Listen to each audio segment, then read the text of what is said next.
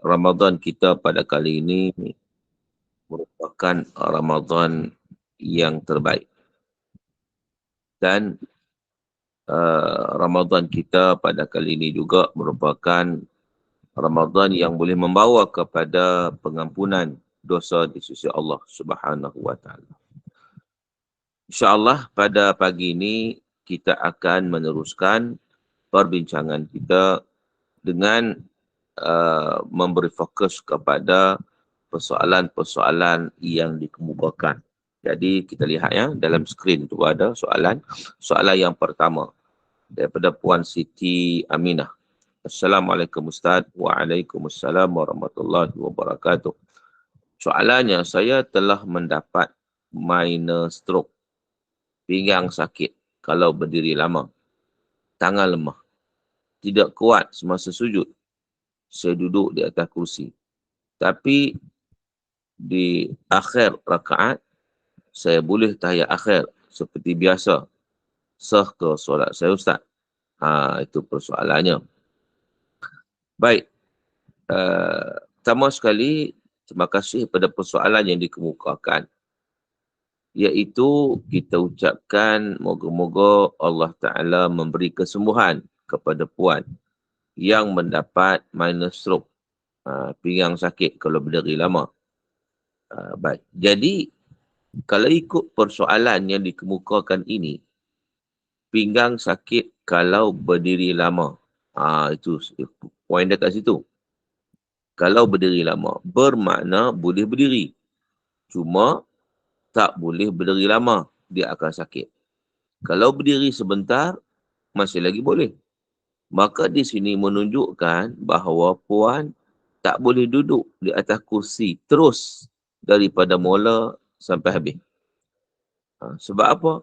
Sebab Nabi SAW menyatakan, Salli qa'iman. Salatlah dengan berdiri. Ini merujuk kepada salat fardu ya. Wa illam tastati' faqa'idan. Kalau tidak mampu, barulah duduk. Jadi dalam kes macam ni, puan yang sakit ni menyatakan tak boleh berdiri lama, maka mungkin boleh berdiri sebentar sekadar untuk bertakbiratul ihram. Masa boleh berdiri sekejap itu, dia bertakbiratul ihram. Selepas pada tu mungkin dia dah sakit, barulah ketika itu dia duduk. Duduk tu pula duduk kat mana? Duduk atas kursi atau duduk di atas lantai. Jadi keutamaan sebenarnya duduk di atas lantai. Sekiranya mampu duduk di atas lantai, kena duduk atas lantai. Sebab duduk di atas lantai ini dia boleh sujud sebagaimana biasa. Tapi duduk atas kursi ini dia tak mampu sujud. Itu beza dia. Kecuali kalau sememangnya dia tak mampu nak duduk atas lantai, maka dia terus duduk atas kursi, dia solat di atas kursi. Sampai habislah. Tetapi kalau dia boleh duduk atas lantai, maka dia duduk atas lantai, dia solat sampai habis dalam keadaan duduk di atas lantai. Setelah dia tak boleh berdiri lama, dia berdiri sekadar yang dia mampu sahaja, sekejap saja dia berdiri. Setelah takbiratul ihram, mungkin juga dia baca Fatihah 2-3 ayat, kemudian dia dah tak larat dah, dia tak boleh nak pergi dah. Maka pada ketika itu barulah dia duduklah, teruskan solat secara duduk, sama ada mengikut kemampuan kita sebut tadi. Kalau mampu dia duduk, terus duduk di atas lantai. Kalau tak mampu, dia boleh duduk di atas kursi. Jadi ada pun dia kata di sini, di akhir rakaat nak duduk tahiyat akhir, duduk macam biasa. Duduk tahiyat akhir ni duduk secara tawaruk dia panggil. Duduk atas lantai. Maknanya kalau puan boleh duduk macam biasa di atas lantai, maka itu yang lebih baik lah. Kan? Duduk macam kita sebut tadi lah. Sebab beza sebenarnya duduk atas kursi atas lantai ni, cumanya kalau duduk atas lantai ni sakit. Memang boleh tapi sakit. Boleh duduk tapi sakit pinggang tu. Dia tak stabil kan. Jadi maka pada ketika itu dia boleh mengambil rukhsah untuk duduk di atas kursi kerana duduk di atas lantai itu agak menyakitkan. Baik, itu harap dah boleh dipahamilah jawapan saya terhadap soalan pertama daripada puan yang bertanya. Ya, terima kasih Ustaz. Ya. Seterusnya, kita lihat soalan yang kedua. Okey. Lihat di skrin soalan yang kedua daripada hamba Allah. Dia bertanya, kalau sebelum dan selepas solat jamak, adakah boleh nak solat qabliyah dan solat ba'diyah lagi? Jadi ini satu persoalan yang berkaitan solat sunat rawatib, solat sunat qabliyah dan juga ba'diyah. Adakah boleh nak tunaikan semasa dia menunaikan solat jamak? Jawapannya boleh. Kalau dia ada sebab, tapi biasanya orang nak solat jamak qasar ni dia apa kita kata nak cepat, ataupun solat yang 4 rakaat pun dia ringkaskan 2 rakaat. Biasanya dia tak laksanakan sebab dia nak cepat, ataupun dia berada dalam keadaan musafir, rukhsah diberikan. Namun begitu, dia ada masa dia nak tunaikan solat qabliyah ba'diyah, maka kalau dia nak tunaikan, maka boleh ditunaikan, bahkan mendapat pahala di atas apa yang dilakukan itu. Cumanya bagaimana cara untuk melaksanakan solat qabliyah dan ba'diyah? Baik, saya bagi contoh begini. Katakan solat zuhur dan asar secara jamak dan qasar. Solat zuhur dan asar. Jadi yang pertama sekali ialah dia mesti tunaikan, okey, kalau ikut susunan lah, susunan dia tunaikan solat kita sebut sebagai, dia tunaikan terlebih dahulu solat qabliyah zuhur. Solat qabliyah zuhur. Kemudian barulah dia tunaikan solat zuhur. Ikut susunan. Ikut susunan. Contohnya anda rahmati Allah Subhanahu wa taala sekalian. Maka dia begini ya. Kita lihat satu persatu. Tentang persoalan yang dinyatakan ini.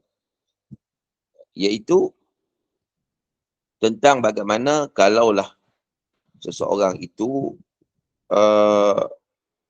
nak menunaikan solat qabliyah dan juga ba'diyah. Qabliyah dan juga ba'diyah. Sebenarnya memang kita sebut tadi tidak ada kesalahan dan larangan untuk melakukan solat sunat rawatib selepas dia menunaikan solat zuhur dan asar secara jamak. Kerana itulah pandangan yang dikemukakan oleh Al-Imam An-Nawawi yang menyatakan bahawa ketika menjamakkan solat maghrib dan isyak, dia perlu menunaikan 2 solat fardu terlebih dahulu, kemudian sudah selesai, baru solat sunat ditunaikan. Baik. Apapun, Imam Nawawi dia kata dalam kitab Rawdah, dia kata solat sunat ba'da zuhur dan qabliyah asar hanya boleh dilakukan setelah selesai melakukan kedua-dua solat tersebut. Baik, apapun kita lihat. Dia banyaklah pandangan-pandangan ulama yang menyatakan sedemikian. Kita bagi contohnya, contoh ringkasan apa yang disebut oleh Al-Imam Nawawi dan juga Syekh Zakaria Al-Ansari. Yang pertama, kalau menjamakkan solat zuhur dan asar, sama ada jamak takdim atau takhir. Yang pertama, lakukan solat sunat qabliyah dulu. Kemudian, baru menjamakkan solat zuhur dan asar. Kemudian, solat sunat ba'diyah zuhur. Kemudian, baru tunaikan solat sunat asar. Dia ikut turutan. Yang pertama, solat qabliyah zuhur. Okey. Kemudian, solat zuhur fardu. Kemudian, solat asar fardu. Zuhur dan asar fardu itu tak boleh dipisahkan. Sebab itu jamak takdim kan. Kemudian, selepas itu, barulah solat ba'diyah zuhur. Kemudian barulah solat sunat asar. Itu ikut susunan. Itu contoh kalau dia tunaikan solat solat apa tadi? Kita kata solat zuhur dan asar. Kalau dia jamak solat maghrib dan isyak, bagaimana? Tunai solat maghrib dulu. Contohnya, dia nak tunaikan solat qabliyah maghrib. Walaupun solat qabliyah maghrib ni dia tidak solat muakkad. Dia sunat biasa aja, tak payah nak tunaikan juga.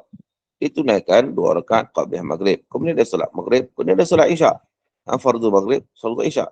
Kemudian barulah dia buat solat ba'diyah maghrib.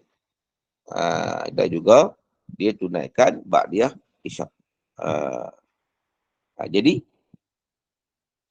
kesimpulannya, tidak ada halangan dan dibenarkan untuk menunaikan solat sunat rawatib selepas menjamakkan solat zuhur dan asar. Tetapi saya sebut cumanya, kebiasaannya orang tidak melakukannya kerana apa? Kerana kalau dia berada dalam keadaan musafir, dia nak cepat, dia pun yang solat 4 rakaat pun dia ringkaskan 2 rakaat di rukhsah, maka dia tidak tunaikan solat sunat rawatib. Namun begitu, kalau dia nak tunaikan juga, maka tidak ada larangan, bahkan dia dibenarkan sebagaimana yang disebut pandangan yang dikemukakan oleh Al-Imam An-Nawawi dan juga Syekh Zakaria Al-Ansari. Wallahu ta'ala alam. Baik. Seterusnya, kita lihat pula soalan yang ketiga. Tengok soalan yang ketiga ya. Soalan daripada Prof N. Assalamualaikum. Waalaikumsalam. Akak nak tanya soalan soal pergerakan dalam solat. Okay. Bagaimana yang dikira 3 kali berturut-turut? Kalau masa turun nak sujud, tangan sampai sejadah dulu. Letak sebelah dengan tempat lutut akan sentuh sejadah sebab masih sakit lutut. Lepas lutut dah turun ke sejadah, alih tangan ke depan, dekat dengan muka. Adakah ini dikira 3 kali pergerakan? Oh, baik. Bagaimana dimaksudkan 3 kali pergerakan? Yang pertama, kita kena faham bahawa di dalam mazhab Syafi'i memang menyatakan tidak boleh melakukan 3 kali pergerakan berturut-turut dalam solat. Pergerakan yang sia-sia dia panggil. Pergerakan yang tidak ada kaitan dengan solat. Contohnya dia tengah solat, tangan dia menggoyang-goyang, menggaru-garu dengan anggota yang besar. Dengan anggota yang besar. Kalau dengan anggota yang kecil, contohnya jari saja bergerak banyak kali, itu dimaafkan. Sebagaimana disebut oleh para ulama dalam mazhab Syafi'i sendiri. Contoh kita gatal, kita nak garu kan, kita garu dengan menggunakan jari saja. Tangan kita tak bergerak, jari yang bergerak 4-5 kali, tak apa, dimaafkan sebab jari ni anggota kecil. Tetapi kalau kita menggerakkan keseluruhan anggota besar kita dengan sengaja 3 kali berturut-turut, maka pada ketika itu batal solatnya. Kerana pergerakan itu tidak ada kaitan dengan pergerakan di dalam solat. Garu, tak ada kaitan dengan solat. Tetapi apa yang disoalkan ini adalah sesuatu yang ada kaitan. Dia nak turun sujud, makna dia nak melaksanakan ibadah sujud. Cuma dia sakit lutut, dia tahan tangan dulu. Dengan letak lutut, baru dia perbetulkan tangan dia pula. Apakah itu dikira sebagai pergerakan 3 kali berturut-turut? Maka itu sebenarnya tidak ada masalah. Walaupun kadang-kadang nampak macam berlaku 3 kali. Sebab apa? Sebab pergerakan itu pergerakan yang perlu. Dia perlukan. Sebab dia nak melakukan rukun. Memanglah bila kita bergerak daripada atas nak turun tu kan. Dah tambah-tambah pula orang sakit pula. Dia tak boleh nak buat straight terus, tak boleh, dia tak mampu. Dia kena tampung dengan tangan dulu, letak tangan dulu, slow-slow. Kemudian letak lutut pula. Kemudian tangan tadi yang ditampung tadi tu berada dekat dengan lutut. Jadi dia terpaksa alihkan tangan dia ke depan untuk dia meletakkan dahi, kepala di atas lantai. Jadi maknanya pergerakan nampak seolah-olah macam lebih daripada 3 kali. Nampak seolah, tetapi ini dibenarkan dan ia tidak membatalkan solat kerana ia termasuk dalam perbuatan-perbuatan yang berkaitan dengan solat. Yang masih lagi nak berkaitan dengan solat iaitu berkaitan dengan sujud contohnya. Maka itu merupakan sesuatu yang dibenarkan. Adapun yang para ulama bincang, pergerakan 3 kali berturut-turut itu adalah sesuatu yang tidak ada kaitan dengan salat. Perbuatan atau pergerakan yang sia-sia, yang lara. Dan sedangkan dia boleh pun kalau tak bergerak. Macam ni nak sujud dia tak boleh, dia memang ke mana pun dia kena bergerak. Sebab dia nak sujud. Jadi tidak ada masalah. Tapi dalam kes keadaan tertentu dia tak bergerak pun tak apa, tapi dia saja nak menggerakkan. Lebih 3 kali berturut-turut, maka itu yang dilarang. Jadi puan yang bertanya jangan risau, insya-Allah sujudnya sah walaupun nampak macam berlaku pergerakan banyak kali, tetapi ia merupakan satu keperluan. Wallahu taala alam. Baik, kita lihat kepada soalan yang seterusnya, soalan yang keempat. Soalan, saya solat atas kursi berjemaah saf pertama yang boleh berdiri apabila solat. Cuma tak boleh sujud. Okey. Jika ada jemaah di belakang saya, macam mana kedudukan kursi saya? Baik. Yang pertama sekali, bagi mereka yang menunaikan solat atas kursi, janganlah mengambil kursi yang terlalu besar. Kursi itu patutnya yang bulat kecil tu je. Jadi, kalau tengok dalam keadaan yang ditanyakan ini, sememangnya apabila dia boleh berdiri, cumanya macam disebut tadi, dia boleh berdiri pada waktu berdiri. Tetapi ketika untuk melakukan amalan-amalan lain, nak sujud, contohnya yang kritikal sujud lah, dia tak boleh nak turun ke bawah, atas lantai tak boleh. Jadi dia sujud daripada atas kursi saja. Baik. Jadi persoalannya bagaimana kedudukan kursi itu. Sebab apa? Sebab bila dia boleh berdiri, sepatutnya dia berdiri dalam saf. Bagi sama. Bila dia berdiri ni, dia berdiri dalam saf. Maka kursi itu mesti berada di belakang sedikit. Nanti bila dia perlukan nak duduk, baru dia duduk atas kursi itu. Janganlah kursi itu diletakkan sama dengan saf, dia duduk di depan. Dia duduk di depan. Jadi saf tu nampak tak cantik. Sedangkan saf itu dari sudut keutamaannya adalah berada dalam keadaan lurus, rapat dan sebagainya. Maka dalam keadaan macam tu, kursi itu macam sebab dia boleh berdiri kan. So dia berdiri dalam saf lah. Kursi ke belakang sikit. Soalnya macam mana nanti orang belakang? Maka dengan sebab itu kita sarankan janganlah diambil kursi yang terlalu besar. Kan? Cuba cari kursi yang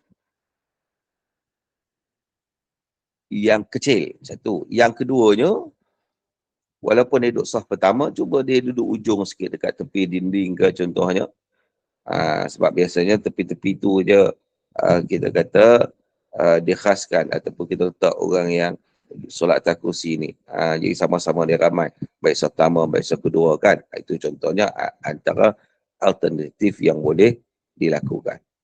Sebab apa? Sebab kita juga tidak mahu mengganggu orang di belakang kita yang solat. Kalau kursi kita besar, berkemungkinan orang nak sujud tak boleh kena kursi kita. Waktu itu terpaksalah kita tarik kursi ke depan sikit dan kita akan berada di depan sikit daripada saf. Terpaksalah kalau keadaan yang memerlukan. Walaupun nampak saf tak cantik, tetapi terpaksa kerana keadaan ketika itu, situasi itu memerlukan kita berbuat demikian. Baik. Wallahu ta'ala alam. Mudah-mudahan dapat memberi penjelasanlah terhadap soalan yang dikemukakan. Seterusnya, kita lihat soalan yang kelima. Bolehkah kita solat sunat ba'diyah selepas solat fardu? Baru kita zikir dan doa.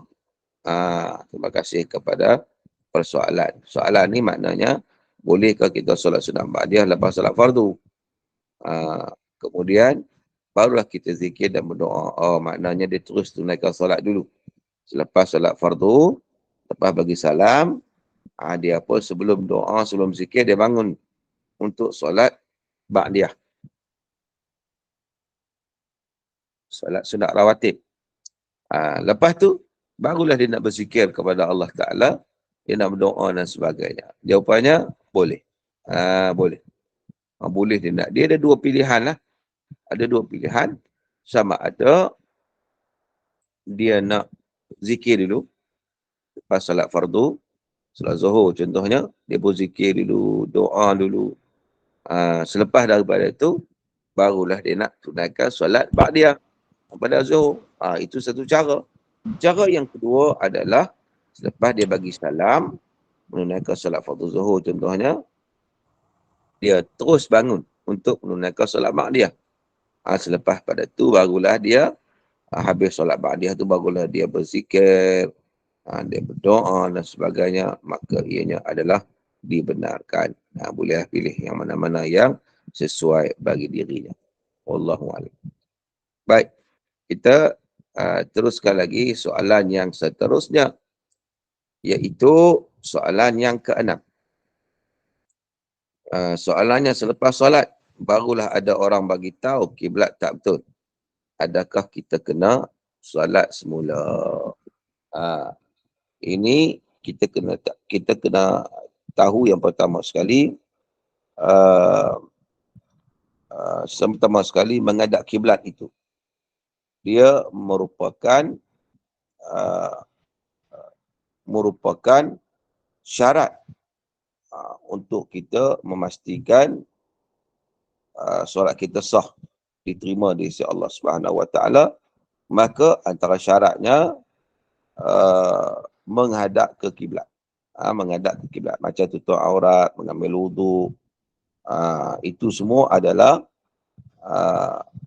merupakan prasyarat atau syarat untuk kita menunaikan solat. Baik. Jadi persoalan sekarang, oleh kerana kiblat itu merupakan sesuatu yang wajib sebenarnya. Kita nak menghadap kiblat, tak boleh kita saja-saja solat ni menghadap mana-mana tempat, tak boleh. Sebab itu menunjukkan satu perpaduan di kalangan umat Islam. Seluruh dunia menghadap kiblat yang sama. Jadi persoalannya, contohnya kita pergi tempat asing. Kalau tempat kita biasa solat ni tak ada masalah. Kita tahu kiblat kat mana. Ataupun kita pergi masjid. Masjid lagi senang. Masjid surau memang jelas. Kiblatnya. Tapi masalah sekarang ni, kita pergi tempat yang asing, yang tidak ada masjid, tidak ada surau. Dan kita nak tunaikan solat. Jadi, persoalan pertama yang menjadi kekeliruan kita, mana kiblat kita? Mana kiblat? Bayangkan baru pertama kali pergi tempat itu. Nak tengok. Kita tak tahu dan kita pula tak bawa kompas. Kan? Jadi, tambah-tambah pula orang sekeliling kita bukan Islam pula. Lagi susah. Jadi, kita pun, tak apalah. Kita pun, dengan penuh yakin, kita pun tunaikan solat. Tiba-tiba, kita pun menghadaplah kiblat ikut ijtihad kita. Kita kata ini kiblat, kita pun menghadaplah satu arah. Tiba-tiba, setelah mendirikan solat, baru diketahui bahawa solat kita tadi itu tersalah kiblat. Sama ada orang bagi tahu ke, atau apa-apa jugalah. Ada cara yang boleh menyebabkan kita tahu. Bila dah selesai solat, baru tahu. Ataupun ada orang bagi tahu, cik, tadi kiblat awak tadi salah tu. Bukan sebelah sini, tapi sebelah sini. Jadi persoalan yang dikemukakan, perlukah solat itu diulang semula? Dalam perkara ini, tuan-tuan yang dirahmati Allah, kita sebut sekali lagi bahawa syarat sah solat menghadap ke arah kiblat ketika solat fardu. Jadi, yang pertama sekali, seseorang yang nak solat, dia boleh bertanya kepada orang yang tahu. Dia menggunakan kompas dan sebagainya, atau apa-apa juga cara yang dia boleh mengetahui kiblat. Tetapi kalaulah setelah selesai solat baru diketahui kita telah tersalah kiblat, maka di sini para ulama terbahagi kepada dua pandangan. Yang pertama, jika yakin selepas solat tersalah kiblat, maka wajib untuk kita ulanginya seperti dinukilkan oleh Al-Imam An-Nawawi rahimahullah. Kerana Imam Nawawi berhujah dengan ayat Al-Quran dan hadis yang mewajibkan solat menghadap ke arah kiblat. Adapun Al-Imam Ar-Ramli berpandangan tidak perlu diulang semula kerana seseorang telah berijtihad kepada arah kiblatnya yang diyakini secara pasti sebelum menunaikan solat. Dan itu juga pendapat Imam Abu Hanifah, Imam Malik dan Imam Ahmad bin Hanbal. Jadi maknanya ada perbezaan pandangan di kalangan ulama. Al-Imam Nawawi kata kena ulanglah. Tadi tu kita agak-agak je ataupun kita ijtihad aja, tiba-tiba lepas solat baru tahu bahawa orang bagi tahu kita dah salah-salah. Jadi kita kena ulang semula. Kita kena ulang semula. Sebab apa? Sebab kita menjadi prasyarat ataupun syarat sah solat ni kena menghadap kiblat. Jadi kita tadi tak menghadap kiblat. Jelas. Maka kita kena ulang. Adapun sebagian ulama yang kita sebut tadi mengatakan tak perlu ulang. Tak perlu ulang kerana kita menghadap itu adalah ijtihad. Tak sebenarnya betul. Tapi kesimpulannya daripada pandangan-pandangan ulama tu kita ambil jalan ihtiyat. Ihtiyat. Ihtiyat tu bagaimana? Jalan yang lebih berhati-hati. Maka kita nyatakan bahawa ulang solat itu adalah lebih utama. Jika dia benar-benar yakin tersalah kiblat selepas mendirikan solat. Tetapi kalau orang bagi tahu pun dia kata rasa-rasanya sebelah sini kiblat. Dia pun sendiri pun ragu-ragu lah, bukan 100% pun. Jadi kita pakai hak kita solat tadi lah, cukup, sudah memadai. Kan? Tapi kalau orang tu dia pun duduk tempatan. Dia kata, "Dak, memang saya tahulah saya duduk sini. Kawasan sini saya duduk. Jadi kiblat salah." Maka di situ kita kena ulang balik. Baik. Itu sekiranya dalam waktu lah. Bagaimana kalau dah benda tu berlaku lama? Contohnya dulu-dulu ni, tempat tu, orang duk anggap ijtihadnya kiblat sebelah kanan. Semua pakai solat sebelah kanan. Satu ketika setelah beberapa tahun, kita solat sebelah kanan. Tiba-tiba, satu ketika kita panggil Jabatan Agama mai cek. Cek lah, rupanya salah. Salah. Selama ni kita duk menghadap belah kanan tu, salah. Dia sebenarnya belah kiri. Macam mana solat kita sebelum ini? Yang tersalah tu? Jawapannya adalah al-ijtihad la yaqadul ijtihad bimithlih. Ijtihad tidak membatalkan ijtihad. Maknanya, yang dulu kita buat ijtihad kiri kanan itu, sekarang ni pun ijtihad juga yang ke kiri. Jadi, yang dulu, yang sekarang tidak membatalkan ijtihad, sekarang tidak membatalkan ijtihad dulu. Walaupun kita dah ubah kiblat, tapi yang dulu tak perlu kita ulang solat lah. Tak perlu ulang solat sebab ijtihad kita pada waktu itu menghadap sebelah kanan. Itu contoh. Wallahu ta'ala alam. Baik. Mudah-mudahan dapat dipahami. Seterusnya kita lihat soalan daripada Puan Mahawa. Soalan yang ketujuh. Assalamualaikum Ustaz. Waalaikumsalam warahmatullahi wabarakatuh. Nak tanya orang yang ada ada stoma. Stoma itu iaitu beg najis yang kerap kena cuci. Adakah semasa solat najis keluar walaupun baru dicuci? Adakah terus solat hingga selesai? Dan apakah boleh orang yang begini memang solat atas kursi dan ada beg stoma boleh jadi imam? Sebab kami cuma berdua saja. Harap pencerahan dari Ustaz. Terima kasih. Baik. Terima kasih kepada persoalan bagi yang bertanya. Baik. Berkaitan dengan persoalan orang yang ada beg tu lah. Ada beg.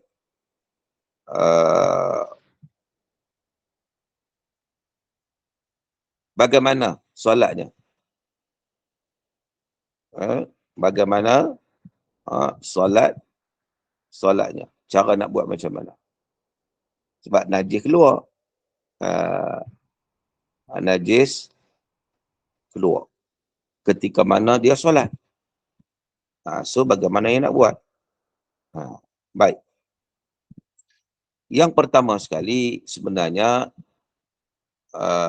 bagaimana keadaan orang yang membawa beg tadi ni, membawa beg. Dia sama dengan kes dia orang yang kencing tak lawas. Dia sama je. Sama. Dari sudut bagaimana untuk menguruskan solat tersebut. Orang kencing tak lawas sama juga. Ketika mana dia ambil wuduk, lepas tu dia solat. Kadang-kadang setengah duduk solat itu najis keluar. Najis keluar. Jadi apakah boleh diteruskan atau sebagainya. Baik. Tuan-tuan dan dirahmati Allah. Yang pertama, kita menyatakan bahawa Islam menetapkan ibadat solat perlu dilaksanakan dalam keadaan suci. Itu sebagai satu perkara asas yang ditentukan oleh ajaran Islam. Tapi bagi mereka yang mengalami situasi beg tadi, atau kencing tak lawas, ataupun istihadah, dan yang seangkatan dengannya, mereka ini diberi panduan yang ditetapkan oleh syariat dalam melaksanakan ibadat solat. Seperti apa? Dia kena bersihkan terlebih dahulu kemaluannya, kemudian dia berwuduk pada setiap kali masuk solat. Macam tadi ni, dia bersihkan beg tu lah. Bersihkan beg, bersihkan sebab kalau orang kecil tak lawas ni, dia akan bersihkan kemaluannya. Orang istihadah, dia akan bersihkan kemaluannya. Tapi orang yang pakai beg tu, dia bersihkan beg lah. Dia bersihkan beg. Kemudian, dia ambil wuduk. Setelah masuk waktu ni. Setelah masuk waktu. Jadi, selepas daripada itu, selepas daripada perkara tersebut, dia pun menunaikan solat. Dia menunaikan solat. Maka apabila dia tunaikan solat, persoalannya, waktu tu datang air kencing tu dia keluar. Dia nak kontrol macam mana? Sama orang kencing tak lawas. Nak kontrol tak boleh. Macam tu juga dia pakai beg tu, nak kontrol tak boleh. So bagaimana? Jawapannya, solatnya tetap sah. Tetap sah. Sebab apa? Sebab dia tak dapat nak kontrol perkara tersebut. Cumanya, wuduknya tadi hanyalah untuk satu fardu saja.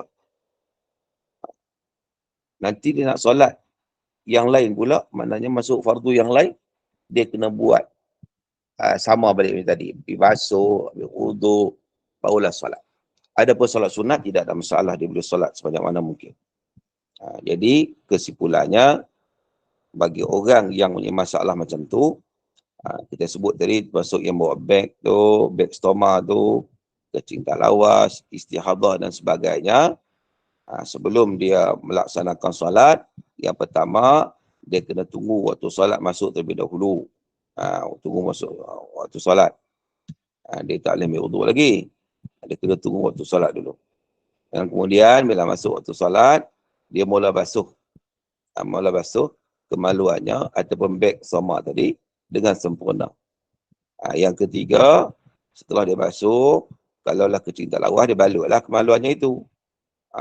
Dengan kain ke, dengan pad ke atau sebagainya yang termampu. Macam yang pakai stoma tadi tu, dia bersih dah, sudahlah, buat macam mana lagi kan. Yang seterusnya, barulah dia segera ambil wuduk. Setelah masuk waktu tu lah, segera ambil wuduk. Dan ketika mana dia ambil wuduk, hendaklah dia berniat untuk mengharuskan solat. Untuk mengharuskan solat. Contohnya, bukan angkat hadas, sebab dia kalau yang angkat hadas, hadas tu tak ada. Dia panggil daimul hadas. Hadas dia sentiasa wujud. Jadi dia niat itu untuk membolehkan solat. Contohnya dia niatlah hati dia saja ambil wuduk untuk solat kerana Allah. Dia tak boleh niat untuk angkat hadas. Tak boleh. Kerana hadasnya tidak akan terangkat selagi mana air kencing itu sentiasa mengalir keluar daripada kemaluannya, kerana kalau dia niat begitu tak betul lah. So dia kena niat untuk mengharuskan solat. Setelah selesai wuduk, dia kena segera menunaikan solat tanpa tangguh-tangguh, dengan cepat-cepat. Dan jika semasa solat air kencing keluar daripada kemaluannya, maka ataupun batsuk dalam beg itu, maka dia tak perlu berhenti solat. Sebaliknya, teruskan solat. Kerana perkara itu dimaafkan disebabkan keuzuran yang dia alami. Baik. Jadi, itu perkara yang apa dinyatakanlah. Jadi, itu caranya. Itu cara dia. Maka dengan sebab itu, macam kita sebut tadi, selepas daripada dia tunaikan solat, jadi dia boleh tunaikan solat sunat sebanyak mungkin yang dia boleh lah.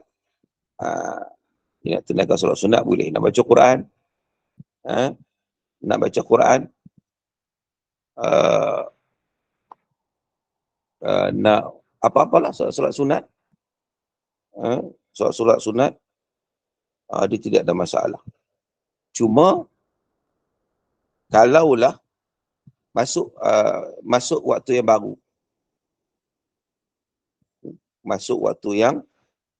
baru, contohnya tadi dia solat Zuhur, sekarang masuk waktu baru, dia nak solat Asar. So bagaimana? Kan? Bagaimana?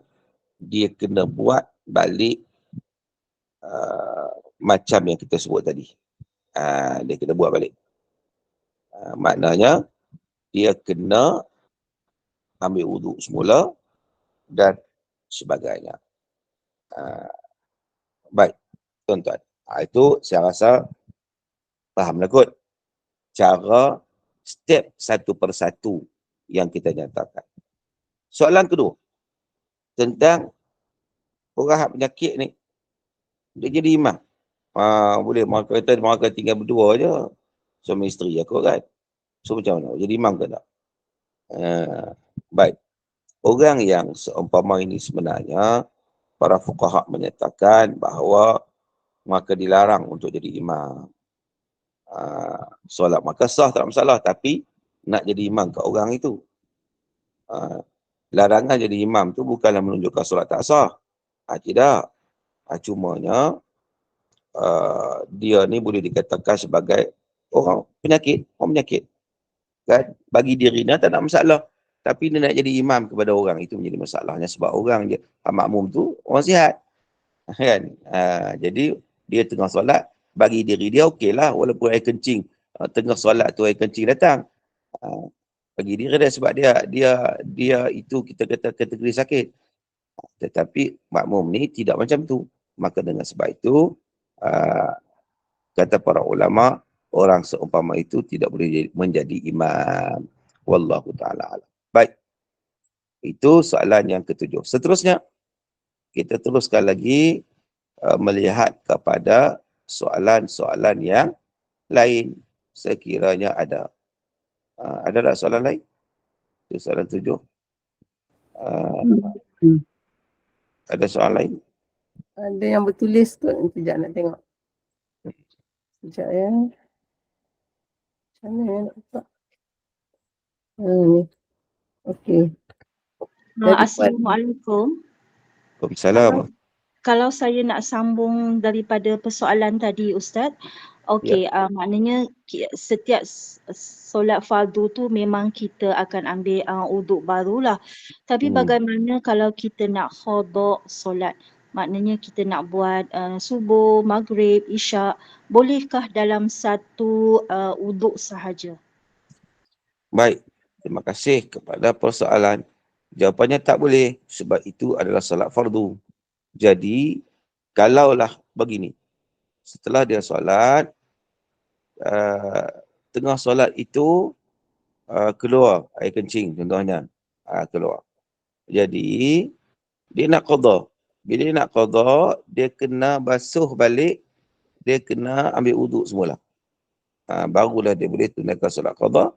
Sebab solat qada itu adalah solat yang wajib. Dia wuduk tadi ni hanya untuk satu solat wajib saja. Berbeza kalaulah, walaupun dia ni orang kencing tak lawas, kita kata. Tetapi kadang-kadang dia menitik, kadang tidak. Kali itu, dia buat macam biasa, dia bersih-bersih apa semua, ambil wuduk. Kemudian, dia pun solat. Masa solat itu, okey. Dia tak menitik pula kali ni. Tak menitik. Sampai habis solat. Kalau jadi macam tu, dia boleh terus tunaikan solat qada. Dia boleh terus tunaikan solat qada, tidak menjadi masalah. Tetapi, kalau masa solat tadi, dia menitik air kencing tadi. Masa solat. Walaupun solat itu sah, tetapi dia nak solat semula yang lain, iaitu solat fardu yang lain, solat wajib yang lain, maka dia kena bersihkan semula dan ambil wuduk semula. Itu cara dia. Wallahualam. Okey, baik Ustaz, kita ada soalan di ruang chatting.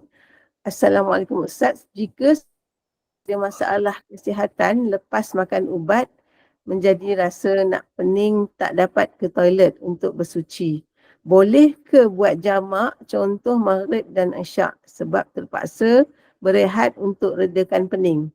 Silakan Ustaz. Baik, terima kasih kepada persoalan. Seseorang yang dia menghadapi masyaqqah, kesusahan untuk menunaikan solat pada waktunya kerana dia menghadapi satu penyakit yang agak teruk. Contohnya dia nak solat maghrib, dia tak mampu. Nak solat maghrib, dia pening satu macam. Kan? Dia dah jadi pusing-pusing kepalanya. Dia orang sakit ni kan. Jadi, bolehkah dia solat jamak? Bolehkah dia solat jamak? Baik. Kita lihat ada beberapa pandangan ulama dalam hal ini. Yang pertama, ke dalam mazhab Syafi'i, dia melihat kepada solat ni ditunaikan mengikut kemampuan. Kalau dia pening, dia tak boleh berdiri, dia solat cara duduk. Dia pening, dia tak boleh nak duduk, boleh baring, solat cara baring. Maka dia adalah dalam kategori orang yang sakit. Jadi ditunaikan solat mengikut kemampuan dia. Tidak ada masalah. Jadi tidak ada alasan untuk dia melakukan jamak pada ketika itu. Sebab bukan pening selalu. Tiba-tiba datang pening kan. Jadi dia pun ambil duduk sandar kat dinding apa ke, dia solat dalam keadaan yang cara yang mampu je lah. Itu yang pertama. Yang kedua adalah merujuk kepada orang yang kadang-kadang bedridden ni. Bedridden ni maknanya orang yang terlantar. Dia terlantar ni, dia sukar untuk solat pada setiap waktu. Tukar. Sebab dia bergantung pada orang, nak ambil wuduk, nak pimpin bilik air, memang dia tak mampu. Orang pun tak boleh nak tolong dia setiap masa dan setiap ketika. Maka pada ketika itu, sebahagian ulama menyatakan boleh untuk dijamak. Sebab keperluan. Tapi tak boleh qasar. Qasar itu untuk musafir saja. Tapi jamak ni untuk keperluan. Sebab dia tak mampu untuk solat setiap waktu. Tak mampu.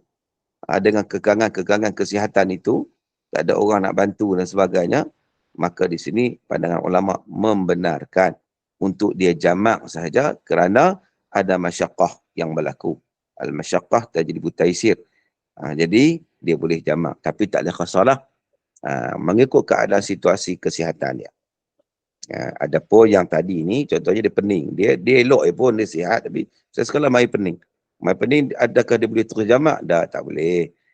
Dia solatlah cara pening tu. Cara yang mana? Cara sakit. Kan? Wallahu ta'ala alam. Baik, Maaf ada Ustaz, yang tadi yang pening tu, kalau dia nak pergi ke toilet, dia masalah Ustaz, pasal dia pening. Jadi dia kena bersuci kan sebelum nak ambil wuduk. Jadi kalau cepat nak pergi ke toilet tu, tak boleh Ustaz Baik. Di sini kita lihat, kalau dia memang tak mampu nak bersuci. Dan dia tak mampu nak bersuci. Ada dua pandangan juga, bukan terus jamak, tidak. Ada yang memang dia tak mampu nak bersuci, dia boleh tunaikan solat juga dalam keadaan tidak bersuci. Di situ dia panggil solat hamat waktu. Solat hamat waktu. Kemudian dia okey sikit, barulah dia pergi bersuci, ambil uduk semula, dia qada semula solat yang ditunaikan tadi. Kerana waktu dia tunaikan tadi, solat tadi dalam keadaan dia tidak bersuci dan dia tidak mampu untuk bersuci dan tidak ada orang yang boleh membantu dia. Dia pening tadi kan, tak ada orang bantu. Jadi dia solat dalam keadaan solat jugalah. Solat juga dalam keadaan dia tidak berwuduk kan, dan juga tidak bersuci kerana menghormati waktu tersebut. Tapi setelah dia kembali normal balik, maka baru dia ambil wuduk dan sebagainya, dia qada baliklah solat yang ditunaikan dalam keadaan tidak berwuduk tadi ni. Wallahu a'lam. Oh, hormat waktu lebih utama lah. Ya. Ya. Okey, terima kasih Ustaz. Baik, daripada Puan Nur Hasimah. Assalamualaikum Ustaz. Sekiranya terlebih baca tahiyat, kena baca sujud sahwi ke? Silakan Ustaz. Baik, terima kasih kepada persoalan. Orang yang terlebih baca tahiyat. Tahiyat apa di sini? Adakah merujuk pada tahiyat awal? Sebab tahiyat akhir nak terlebih apa? Tahiyat akhir ni memang kita baca sampai habis lah kan? Jadi mungkin persoalan ni merujuk kepada tahiyat awal. Patut baca tahiyat awal sampai kepada selawat aja, dia tambah lagi kepada selawat yang habislah, sampai habislah selawat Ibrahimiyah tu. Maka di sini ada dua kaul, ada dua pandangan. Satu pandangan menyatakan perlu sujud sahwi. Satu pandangan tidak perlu sujud sahwi. Sebab apa? Sebab ada juga kaul dalam mazhab Syafi'i yang menyatakan sunat untuk kita baca bagi perawih. Walaupun tahiyat awal sekalipun tahiyat itu. Jadi tidak ada isu untuk dia sujud sahwi. Jadi saya berpandangan bahawa tidak perlu sujud sahwi bagi orang yang membaca, dia terlajak baca atau dia baca dengan lebih tahiyat awal tadi. Dia baca macam tahiyat akhir. Patut tahiyat awal tapi dia baca macam tahiyat akhir. Maka jawapannya tidak perlu sujud sahwi dengan kita mengambil pandangan sebahagian ulama yang menyatakan sedemikian. Wallahu a'lam. Baik, daripada Nur. Assalamualaikum Ustaz. Boleh ke beri pencerahan tentang sujud sahwi? Bagaimana perlu dilakukan secara betul? Baik, yang pertama sekali, apa itu sujud sahwi? Sahwi ini perkataan Arab, sahwun, bermaksud lupa. Sujud kerana lupa. Itu maksudnya. Kerana kita manusia ni, hamba Allah Ta'ala yang serba kekurangan. Jadi lupa ni benda biasa bagi kita, tapi tidak bagi Allah Ta'ala. Maka dengan sebab tu kita kena mengiktiraf kelupaan kita. Contohnya, kita terlupa rakaat 3 ke 4, 3 ke 4. Maka kita kena 3, kita tambah 1 rakaat lagi. Jadi oleh kerana kita lupa, maka kita disunatkan sujud sahwi. Begitu juga kalau kita meninggalkan sunat ab'ad. Sunat ab'ad ni contoh apa? Kita tinggalkan tahiyat awal. Maka disunatkan untuk sujud sahwi.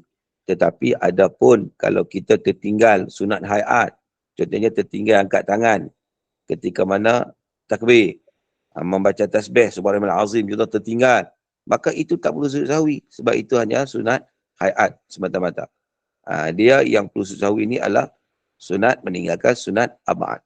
Jadi bagaimana cara sujud sahwi? Dia begini. Setelah kita membaca tahiyat sampai habislah fil alamin innaka hamidum majid lah. Sebelum kita bagi salam, kita bertakbir dan kita sujud.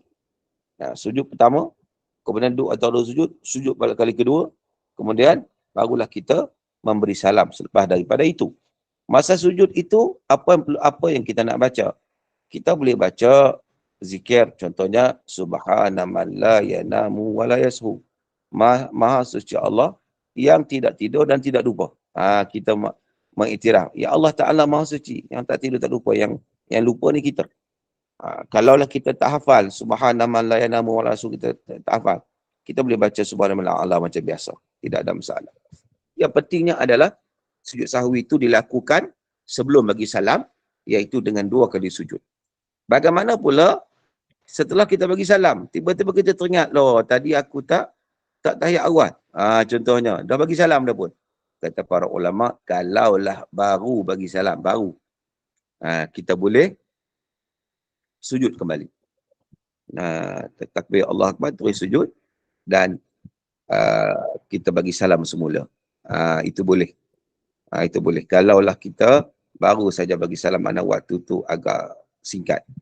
Tapi walaupun bagaimanapun yang afdalnya ialah kita sebelum kita bagi salam, kita sujud 2 kali. Sujud sahwi. Wallahu a'lam. Alhamdulillah. Daripada Puan Nur Hashimah. Assalamualaikum Ustaz. Jika batuk tak berhenti lebih dari 3 kali, bagaimana keadaan solat kita? Baik, terima kasih kepada persoalan. Batuk tidak berhenti-henti. Ia merupakan sesuatu yang tidak dapat dielakkan. Kerana batuk ni dia datang ni bukan kehendak kita. Bukan kita sengaja, bukan sengaja berbatuk. Kalau sengaja batuk tak boleh lah. Sekarang ni, batuk ni kita tidak sengaja. Tetapi mungkinlah dia datang dalam keadaan kesihatan kita yang tidak memuaskan. Maka pada ketika kita batuk berterusan.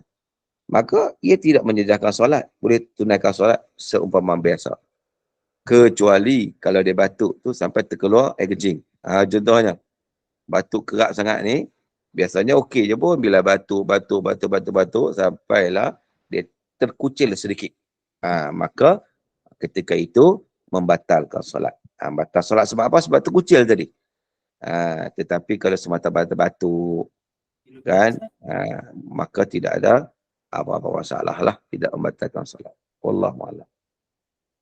Okay, Ustaz, daripada Puan Rohini. Assalamualaikum Ustaz. Kalau kita terkejut nyamuk, hinggap dan terhalau, mungkin terlebih pergerakan. Bagaimana dengan pergerakan yang tak sengaja tu Ustaz? Batal solat?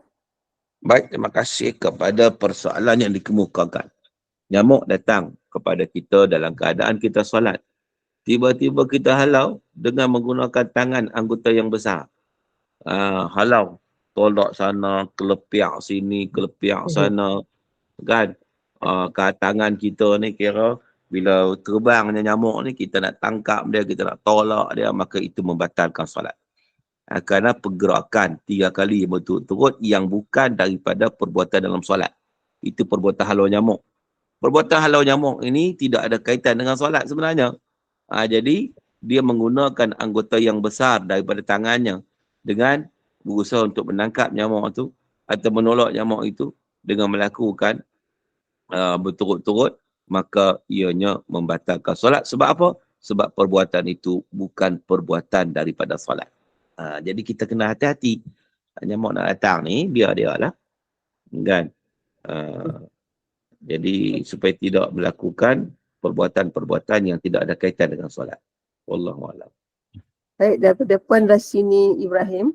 Assalamualaikum Ustaz. Sah tak solat seseorang jika bacaan wajib dan sunat dalam solat tidak betul? Sebutan makhraj dan hurufnya. Walaupun telah belajar dan berguru dengan banyak guru-guru Al-Quran. Baik, terima kasih kepada persoalan. Dia rukun solat ni kalau ditanya bacaan lah. Rukun qauli lah disebut, rukun qauli. Rukun qauli ni ada 5 rukun qauli. Rukun ni maksud mengenai wajib lah. Kita kena baca bagi betul, kena dengan makhraj. Kalau ada sabdu tu kena jaga sabdu dia, syaddah dia. Jadi ada 5 yang termasuk rukun. Selain dari 5 ni tak ada masalah. Tak ada masalah. Hak 5 ni je kena pastikan kita baca atau kita sebut dengan betul, dengan tepat. Yang pertama takbiratul ihram. Allahu Akbar. Kena sebut bagi betul. Sebut tak betul tak boleh. Yang kedua membaca surah Al-Fatihah. Ini juga kena dengan makhraj dia. Kena dengan apa semualah. Itu. Yang ketiga membaca tahiyat akhir. Itu juga rukun.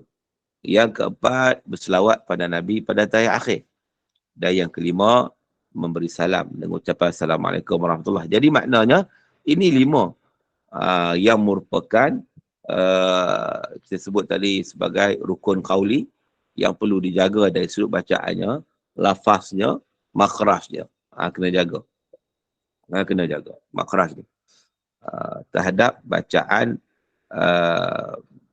yang melibatkan rukun qauli. Baik, persoalannya juga. Dia dah belajar dah pun. Belajar pada Tok Quran ini. Tapi mulut dia atau lidah dia kerah. Lidah dia kerah. Dia tak disebut dengan betul juga. So macam mana? Jawapannya, sah solatnya. Sah solat bagi dirinya. Sebab dia macam orang sengau lagi lah. Tak boleh nak baca betul. Kita kata orang biasa dia kan. Tak betul dia baca kan. Setelah dia belajar, bukan tak belajar, setelah belajar. Orang sengau sama juga, baca tak betul juga. Tapi setelah belajar, maka dimaafkan. Dimaafkan. Cumanya, dia tak sepatutnya jadi imam. Sebab kalau dia jadi imam, nanti orang belakang dengar dia baca tak betul.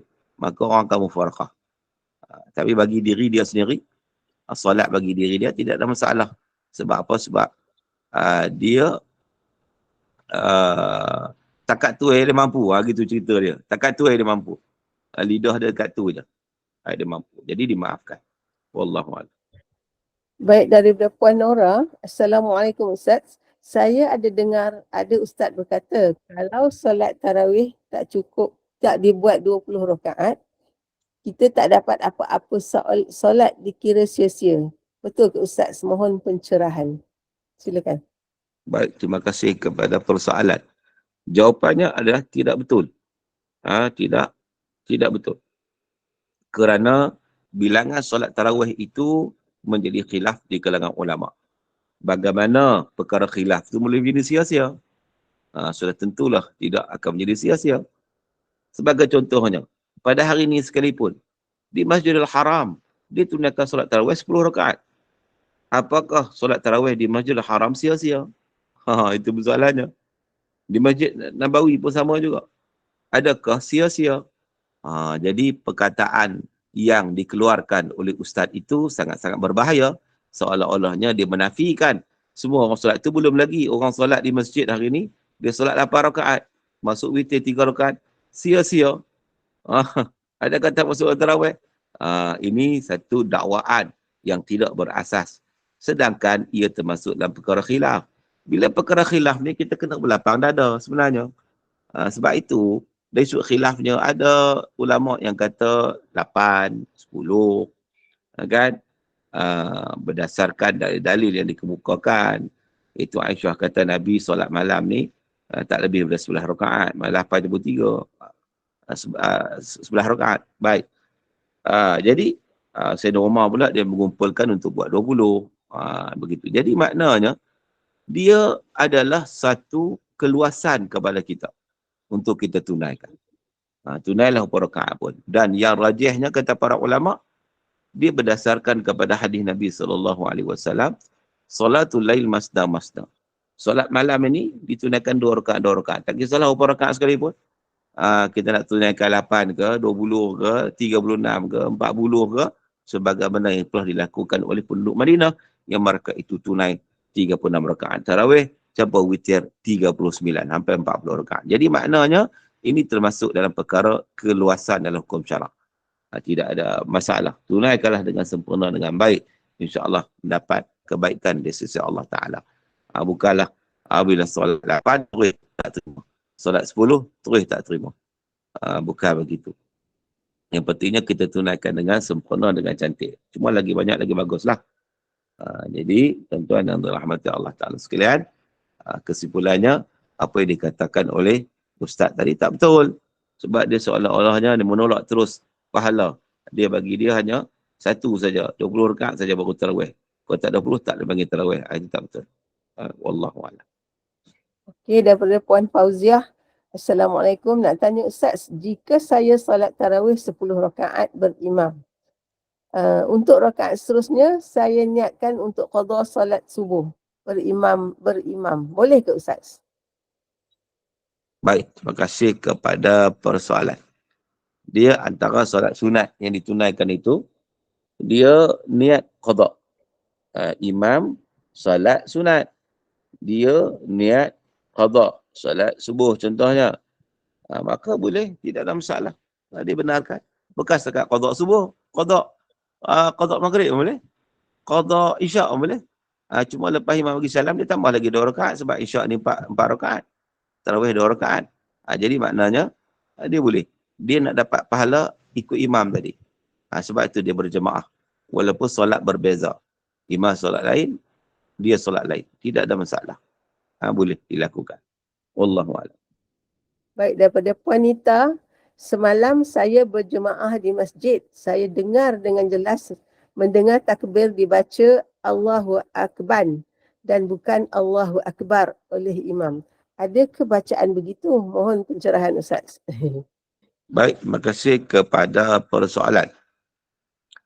Ketika mana dia solat, dia dengar imam bertakbiratul ihram. Takbiratul ihram itu rukun. Rukun. Allahu Akbar contohnya. Dia dengar macam tu. Mungkin orang lain dengar macam lain. Tapi dia dengar macam tu. Pasti, sure, ya sure dia kata. Allahu Akbar. Maka dia tak boleh ikut imam. Sebab sebutan itu salah. Lari makna. Bahkan tidak sah takbiratul ihram. Kalau takbir intiqalat tak apa. Itu sunat lagi. Contoh takbir intiqalat ni mana? Takbir perpindahan rukun daripada berdiri nak pergi rokok. Allahu Akbar. Kan, pergi sujud, Allahu Akbar, dia sebut Allahu Akbar. Itu masih lagi sah. Sebab itu bukan rukun. Walaupun tak cantik lah, tapi masih lagi sah. Tapi takbiratul ihram itu rukun. Kalau dia sebut Allahu Akbar, buang ada huruf, maka tidak sah. Maka kita sebagai makmum tak boleh ikut lah. Tak boleh ikut yang kita yakini bahawa imam itu tak sah. Tak boleh ikut. Kecuali orang yang tak perasan, dia boleh ikut macam biasa. Jadi begitu. Wallahu'alam. Lagi Ustaz nak tanya, jika lepas takbir saya sangsi dan dah baca Fatihah ke tadi selepas baca surah, saya ulang baca Fatihah. Batal ke solat saya jika baca Fatihah 2 kali sebab was-was baca yang pertama tadi? Ada Baik. bising. Memang ada bising. Bertembung bunyi dengan juga persoalan. Jadi terus ulang saya lagi soalan. Okay, baik. Nak tanya, jika lepas takbir saya sangsi dah baca Fatihah ke tadi, selepas baca surah saya ulang semula baca Fatihah, batal ke solat jika baca Fatihah tu jadi 2 kali sebab was-was, baca ke tak baca? Macam mana Ustaz? Baik. Sebenarnya memanglah saya melihat ini penyakit was-was. Penyakit was-was. Dah dia mai datang pula rasa macam tak baca. Dia baca pula. Memanglah tidak membatalkan solat, tetapi dia mengganggu solat. Maka dengan sebab itu saya nasihatkan orang was-was ni, dia tak perlu layan bisikan-bisikan ataupun hasutan-hasutan seolah-olahnya dia tak baca.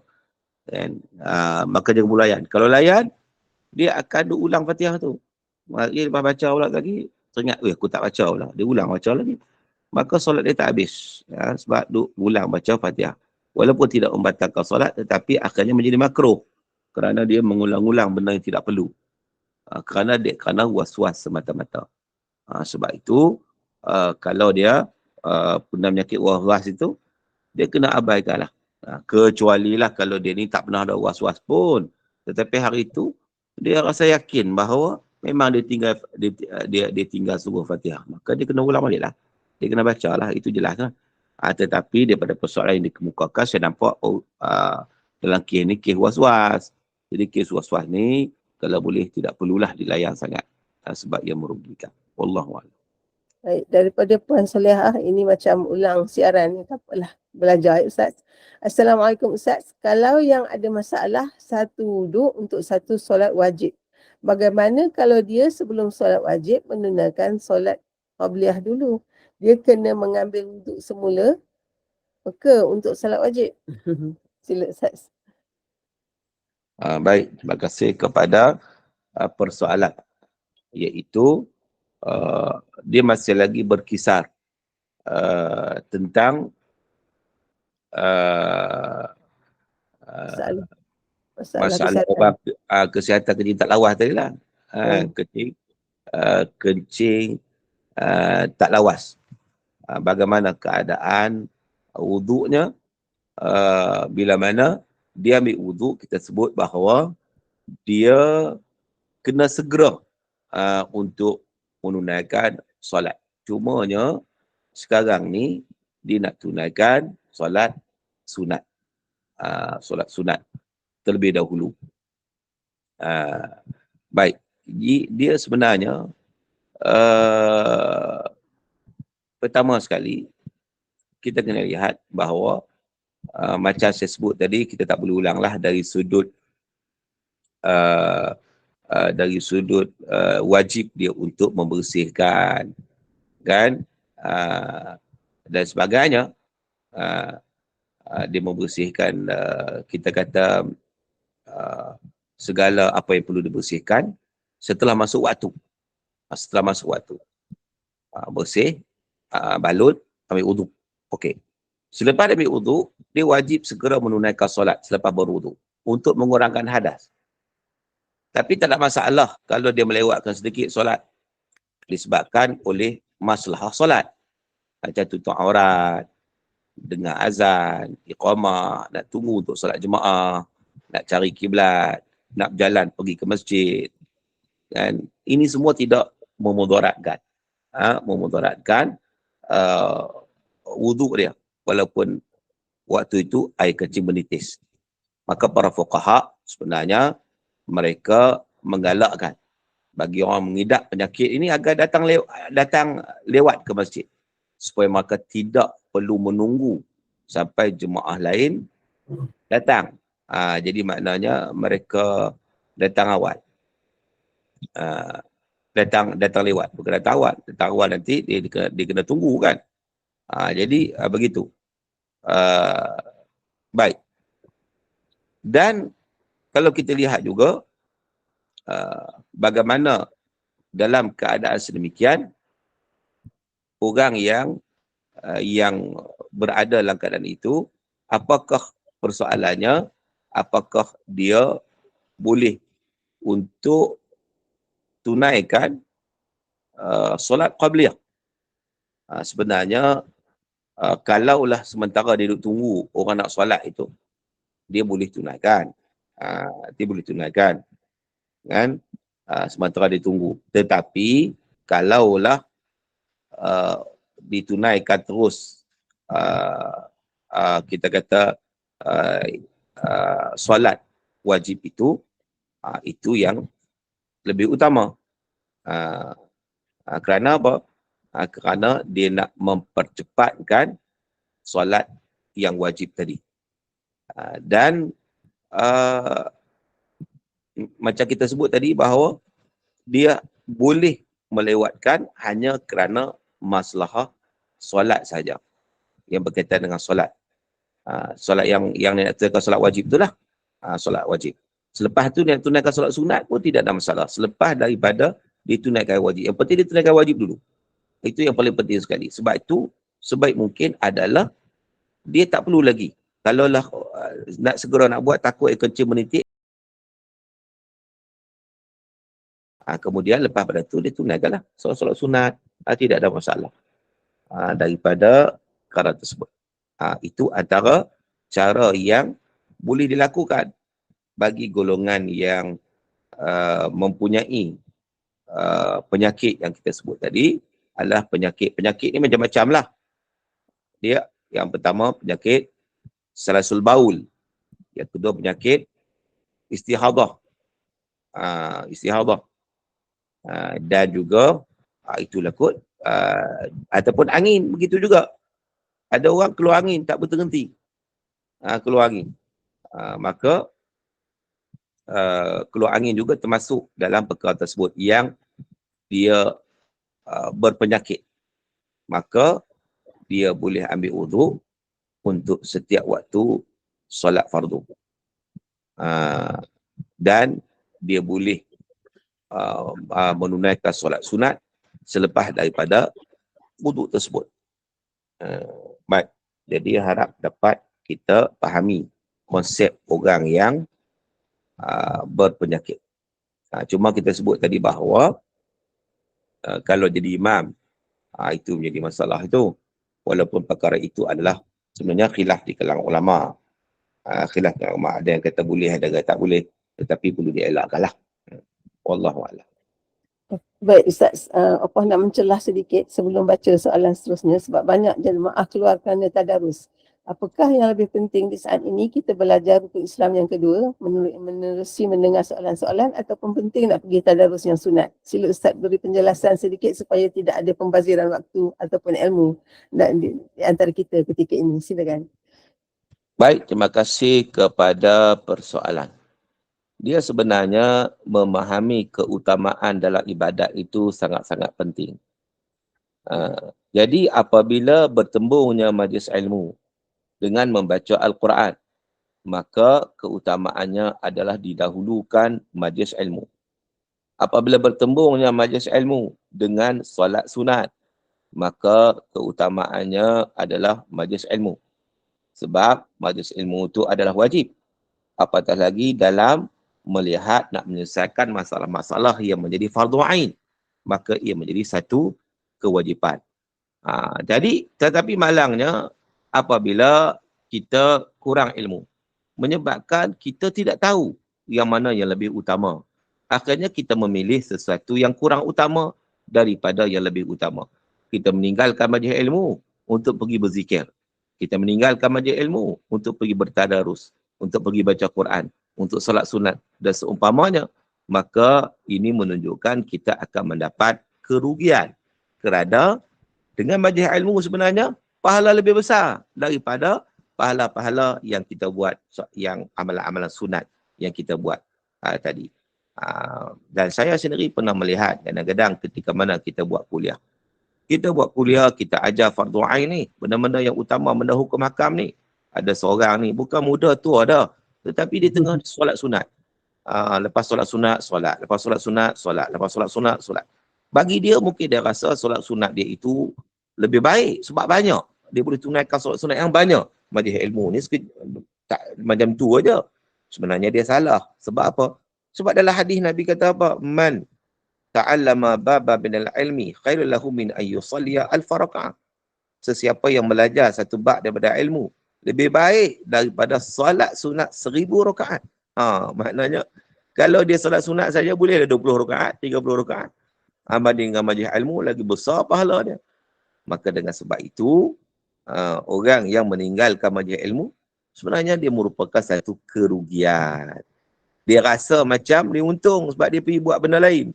Buat benda baik, dia kata, betul lah buat benda baik, baca Quran, sebab tak baik. Pergi berzikir, baik, betul. Tetapi dia meninggalkan sesuatu yang lebih baik sebenarnya. Maka itu merupakan satu kerugian. Sebab itulah Islam ni agama ilmu. Islam memerangi kejahilan. Sebab apa? Sebab apabila seseorang itu jahil, dia walaupun dia orang baik, tetapi dia banyak melakukan kesilapan di dalam ibadatnya kepada Allah Subhanahu Wa Taala. Jadi dia akan mendapat kerugian. Sebab itu pentingnya ilmu untuk kita memastikan bahawa al-ilmu imam al-amal. Ilmu itu pemimpin kepada amalan. Wallahu a'lam. Baik, terima kasih Ustaz. Satu sikit lagi puan-puan untuk pencerahan dalam menjalankan ibadah ataupun amalan setiap seharian. Kita anjurkan tadarus beberapa kumpulan, Ustaz. Daripada kumpulan-kumpulan tersebut, kita keep on jumping. Kumpulan 1 sedang on, kita baca kita punya muka surat yang dijadualkan. Kemudian kita keluar pergi ke kumpulan 3 untuk baca muka surat yang kita dijadualkan. Dan lepas itu dah habis, kita patah balik ke kumpulan 1 ataupun terus ke kumpulan yang ketiga yang kita baca pula. Jadi apakah di sini pahala khatam 30 juzuk itu terlibat ataupun apakah benda-benda kerugian yang lain yang kita alami? Macam mana Ustaz? Sila beri penerangan. Opah pun tak faham juga benda ni. Baik, berkaitan dengan tadarus, kita bagi kepada kumpulan. Kumpulan 1 baca 1 juzuk. Kumpulan 2 baca juzuk yang lain. Maka nanti kita pakai khatam. Dia sebenarnya itu adat saja kata khatam. Tapi hakikatnya kita tidak khatam. Sebab apa? Sebab khatam ni kita tu membaca daripada surah Fatihah sampai surah An-Nas. Itu dipanggil khatam. Tetapi kita hanya baca 1 juzuk saja, orang lain pula baca 1 juzuk. Jadi kita menampung di antara satu sama lain. Jadi dari hakikat khatam sebenarnya tidak. Tetapi kita nak organize majlis, bolehlah. kita nak organize bagi nampak semua pakat baca seorang sikit. Macam kita kata beginilah, korban. Korban ni untuk satu bahagian, seorang satu bahagian, baru dia bagi korban. Contohnya, satu bahagian RM800. Seorang itu kena keluarkan RM800. Tetapi orang ni dia tak cukup duit. Top up seorang sikit. Kau tu bagi 100, kau ni bagi 200. Adakah dia kira korban? Dia tak kira korban. Dia kira sedekah untuk korban sebenarnya. Tapi bolehlah nak buat tu, nak menggalakkan dah dia tak mampu kan. Tetapi dia hakikat korban, dia tak bagi korban. Sebab apa? Sebab dia hanya keluarkan RM100 je. Dia top up dengan yang lain, RM100 top up ni. Sedangkan korban itu, dia dikira daripada seorang tu the whole. 800 itu dia seorang contohnya. Begitu juga khatam. Khatam ni, betul-betul khatam ni, dia baca daripada surah Al-Fatihah sampai surah An-Nas. Itu betul-betul khatam. Tetapi sekarang ni kita, dalam kumpulan tadarus ni, kita baca satu juzuk je pun. Orang lain pula baca juzuk. Orang lain pula baca juzuk lain. Jadi campur-campur. Kan? Maka dia khatam. Khatam tu kita panggil khatam adat sajalah. Sebagai satu semangat kita nak ambil untuk kita buat secara kerja berjamaah. Tapi hakikat khatam itu tidak berlaku sebab kita hanya baca satu juzuk saja. Jadi tidak ada timbul masalah lah kalau seorang ni dia nak lompat ke sini, nak lompat ke sana. Tidak ada masalah sebenarnya. Mungkinlah dia nak masuk kumpulan tu pula. Sebab apa? Sebab mungkin dia ada ilmu, dia boleh tegur orang. Sebab tadarus ni, dia lebih kepada pembelajaran sebenarnya. Tadarus ni, asal perkataan dia tadarasa ya tadarusun. Ru'ud dia darsun, belajar. Jadi, ada seorang baca, orang lain dengar, semak, dan perbetulkan bacaan. Itu maksud tadarus. Sebab itu tadarus ni kita jangan kelang kabut sangat. Biar lambat asal selamat, tak apa. Sebab apa? Sebab kita nak betulkan bacaan. Adapun kalau nak khatam Quran betul-betul, kita tu sendirilah. Kita target setiap hari kita baca berapa juzuk contohnya. Itu kita buat.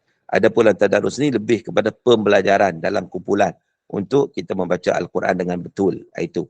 Jadi kita buat cara berjemaah, bagi orang kumpulan dan akhirnya dengan khatam berkumpulan. Itu tidak ada masalah. Boleh dilakukan. Tetapi macam saya sebut tadi, dia tidak bermaksud khatam secara hakikinya yang kita membaca secara keseluruhan 30 juzuk. Baik. Terima kasih. Tahulah dah sedikit sebanyak tentang itu. Baik Ustaz, soalan kita seterusnya daripada Puan Sadiah. Assalamualaikum Ustaz.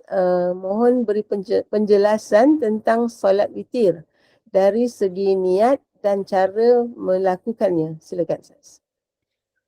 Baik, solat witir ini solat yang sangat-sangat dituntut untuk dilaksanakan. Dan solat witir bukan sahaja ditunaikan pada bulan Ramadan.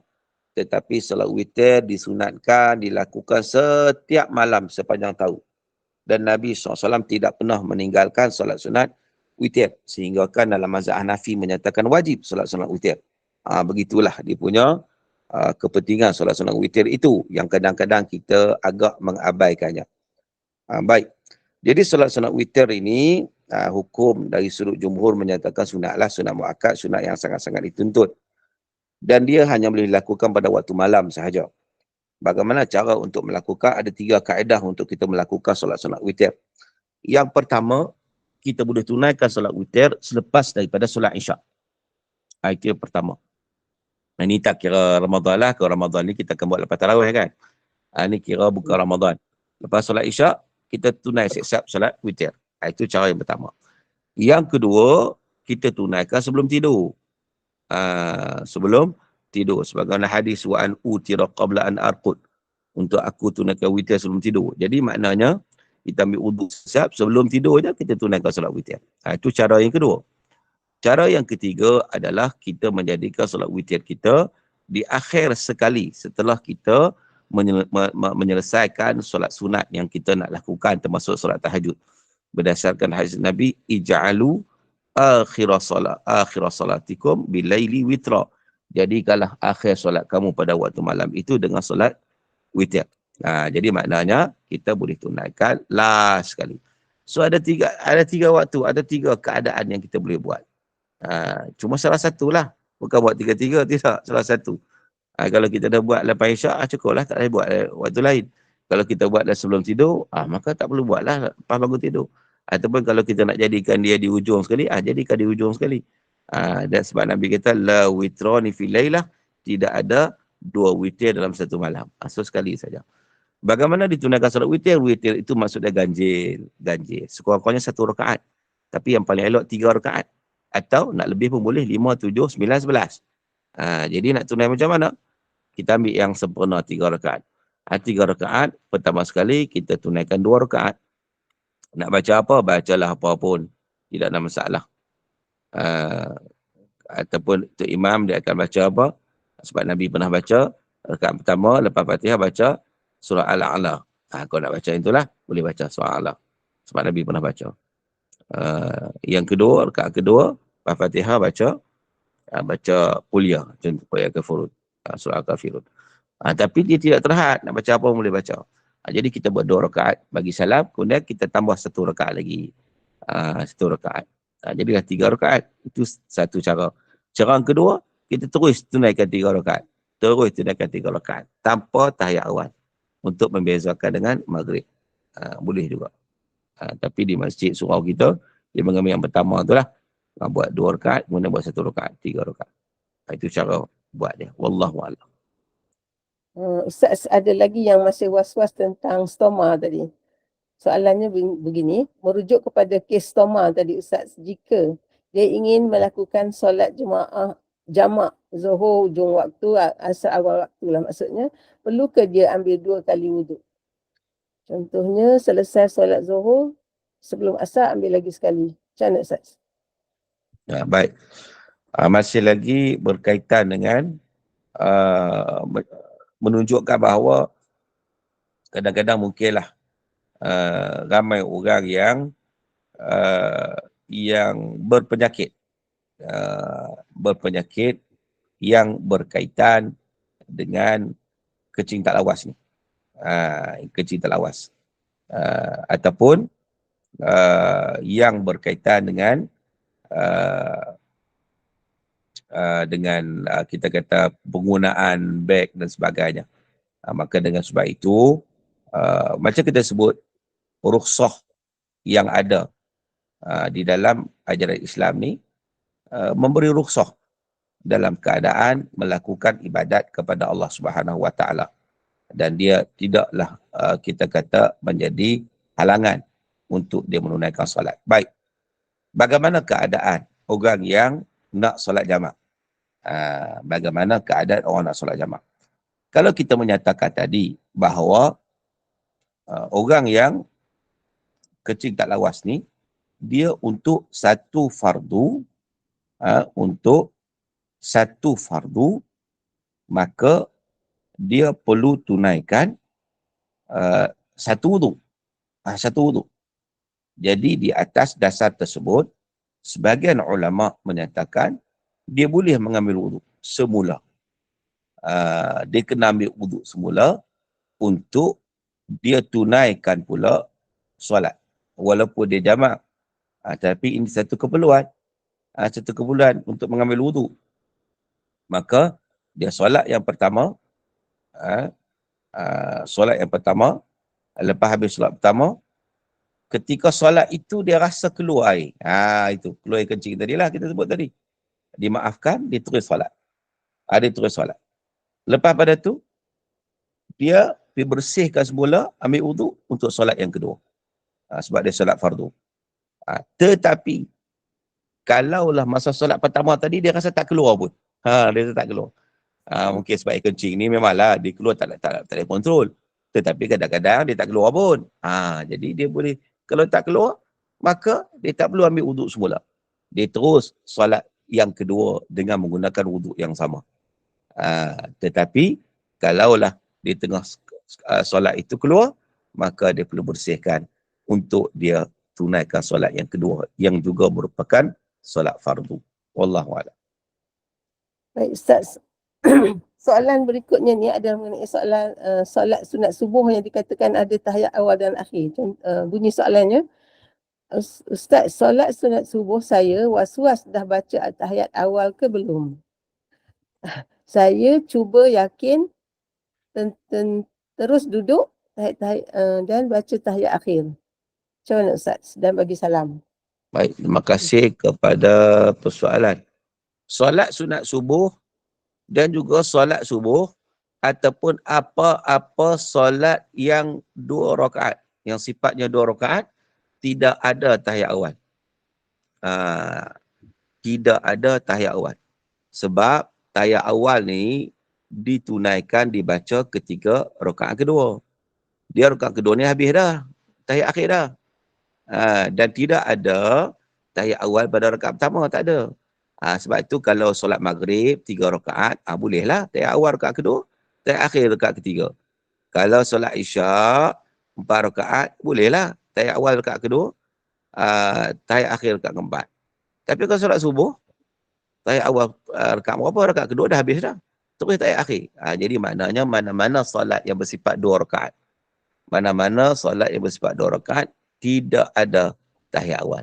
Tidak, saya ulang sekali lagi, tidak ada tahiyat awal, dia terus kepada tahiyat akhir. Wallahu a'lam. Daripada puan. Wah, Ya, tadi ni bukan tahiyat awal, antara 2 tahiyat tu apa? Antara 2 sujud tu kan? Duduk antara 2 sujud. Ya, itu yang saya was-was.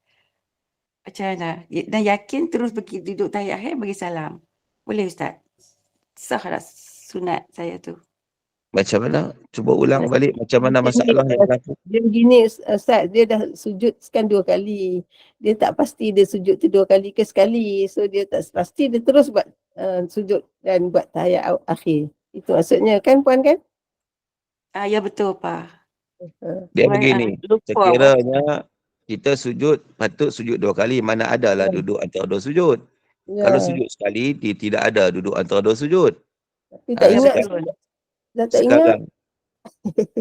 Ya udah. Tapi Dah dah tak ingat. was-was. Dah buat ada duduk antara 2 sujud ke tidak dibuat. Opah pun kadang-kadang gitu juga tu. Syaitan kuat. Tak Terus ingat. duduk tahiyat akhir. Ya, baik. Baik, okey. Jadi persoalannya begini, dia sujud 2 kali. Bila sujud 2 kali, ada duduk antara 2 sujud. Tapi kalau sujud sekali, maka tidak ada duduk antara 2 sujud. Masalah sekarang berlaku ialah dia terlupa. Dia confused, dia terlupa, dia syak wasangka. Aku dah sujud 2 kali ke atau baru sekali? Itu persoalannya. Aku dah sujud 2 kali ke, dah duduk antara 2 sujud tadi ke atau belum lagi? Jadi kalau kita berada dalam keadaan sedemikian, maka kita kena tambah 1 sujud lagi. Dia macam rakaat lah juga, rakaat kita confuse 3 ke 4, 3 ke 4, kita kena kira 3 tambah 1 lagi 4. Macam ni juga 2 ke 1, 2 1, sujud ni 2 ke 1, kita kena kira 1. Kita dah tunaikan 1 sebab 1 tu dah confirm, hak 2 tu tak confirm, mungkin ya mungkin tidak. Maka dengan sebab tu kita kena tambah 1 lagi sujud, barulah kita duduk tahiyat akhir. Lepas pada tu sunat kepada kita sujud sahwi sebab kita lupa. Ya, baik. Alhamdulillah. Soalan seterusnya ni, Ustaz dah letih dah, 9:10 pagi dah. Ustaz macam mana? Nak berhenti dulu ke? Atau nak sambung sikit lagi? Boleh. Cakap dah lama 2 jam. Boleh? Ya, boleh. Boleh. Okay. Soalan daripada Puan Fauziah. Bila bak keluar angin bahagian depan tapi hanya was-was, saya teruskan juga solat. Yakin wuduk tak batal. Boleh ke Ustaz? Baik. Kalau perkara was-was itu kita tidak perlu layanlah macam saya sebut. Sebab yang dinyatakan dia was-was saja, keluar angin. Was-was. Sebab itu kita seorang itu dia tahu diri dia macam mana, dia penyakit keluar angin ke macam mana ke ataupun tidak. Tapi sebab kadang-kadang memang syaitan dia ganggu, dia rasa keluar tapi tak keluar pun. Maka tak perlu layan lah. Dia terus solat macam biasa, tak perlu layan kecuali kalau betul-betul yakin keluar angin kan. Tapi kalau rasa saja benda tu tak pasti, maka ia hanyalah was-was yang tak perlu kita layan was-was tersebut. Teruskan solat macam biasa. Okey. Daripada Puan Fauziah lagi, banyak soalan dia. Masa bertadarus, kita dengar dan ikut perlahan-lahan baca. Masa kawan-kawan baca. Macam mana tu Ustaz? Boleh ke? Boleh lah kan?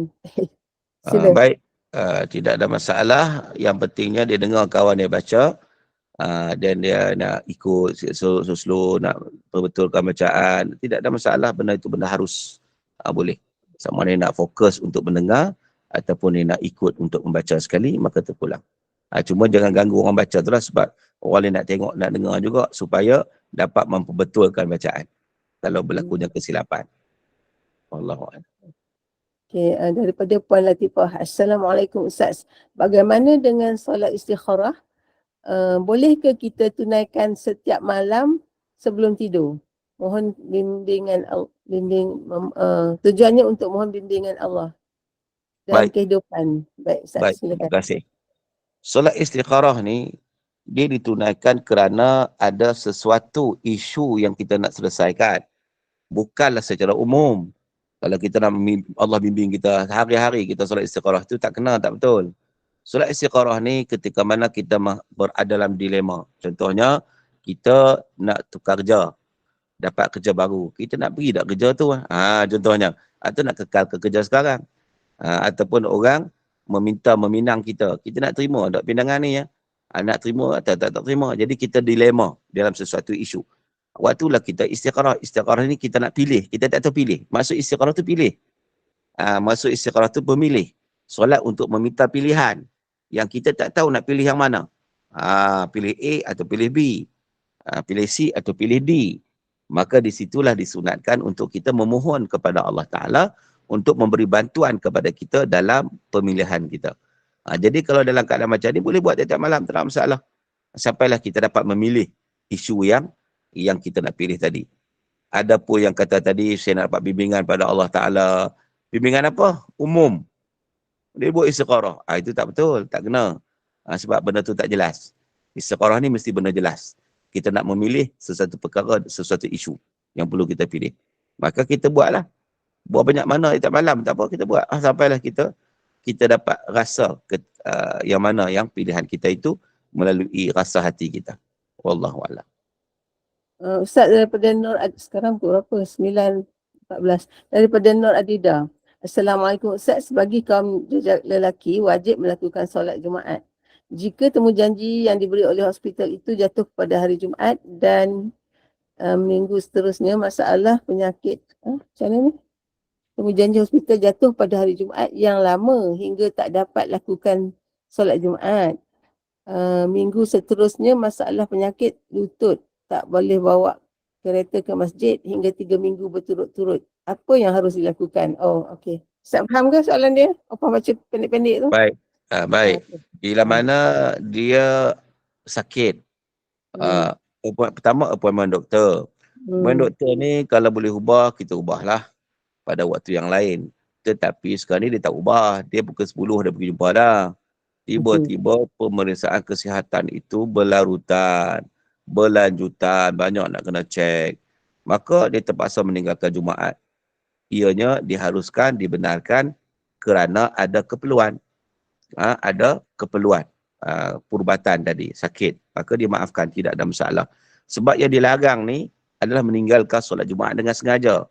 Yang disebut sebagai man taraka thalatha juma'in tahawunan, kata Nabi. Sampai yang tinggal solat Jumaat tambah-tambah 3 kali buat tu dengan tahawunan. Tahawunan ni maknanya cuai, saja malas. Itu yang berdosa sangat-sangat besar. Adapun orang ni dia bukan tinggal dengan cuai. Minggu ni sakit, minggu depan pun sakit juga. Minggu satu lagi pun sakit juga. Jadi dia tinggal tu ada keuzuran. Maka dimaafkan walaupun 3 kali berturut-turut sekalipun. Sebab dalam hadis Nabi yang menyatakan larangan tinggal 3 kali berturut-turut itu adalah tahawunan. Tahawunan tu maknanya dia cuai dalam melakukannya. Wallahualam. Alhamdulillah. Setakat itu dulu Pak Ustaz, habis dah semua yang chatting dalam ruangan chatting ni. Apa dah baca dah. Waktu sekarang pun dah 9.16 minit. Apa dah kesian Ustaz bercakap dari pagi tadi.